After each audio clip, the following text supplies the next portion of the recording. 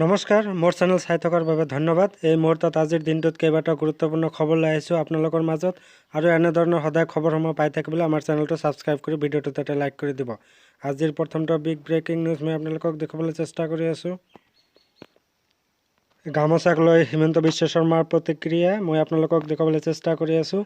ফেব্ৰুৱাৰীৰ পৰা ৰাজ্যত নিষিদ্ধ হ'ব পোৱাৰলুমৰ গামোচা মই আপোনালোকক দেখুৱাবলৈ চেষ্টা কৰি আছোঁ। পোৱাৰলুমৰ মেখেলা চাদৰৰ নিষিদ্ধ ঘোষণা ৰাজ্যত।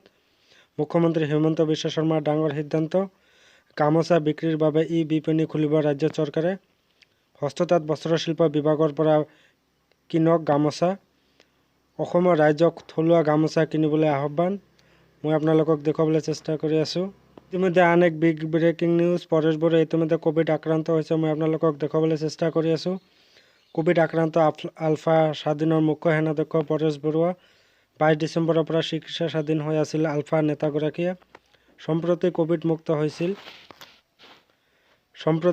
মুক্ত হৈছিল আলফা নেতাগৰাকী। ৰাজ্যবাসীক ভোগালী বিহুৰ শুভেচ্ছা জনাই ক'লে পৰেশ বৰুৱাই। ক'ভিডত আক্ৰান্ত আলফা স্বাধীনৰ মুখ্য সেনাধ্যক্ষ পৰেশ বৰুৱা। 22 ডিচেম্বৰৰ পৰা চিকিৎসা স্বাধীন হৈ আছিল আলফা নেতাগৰাকী। ইতিমধ্যে আন এক big breaking news. Himanta Biswa শৰ্মাই আৰক্ষী আয়ুক্তক সুখী নি হিমন্ত বিশ্ব শৰ্মা মই আপোনালোকক দেখুৱাবলৈ চেষ্টা কৰি আছোঁ। আৰক্ষী আয়ুক্তক চকী নি হিমন্ত বিশ্ব শৰ্মাৰ।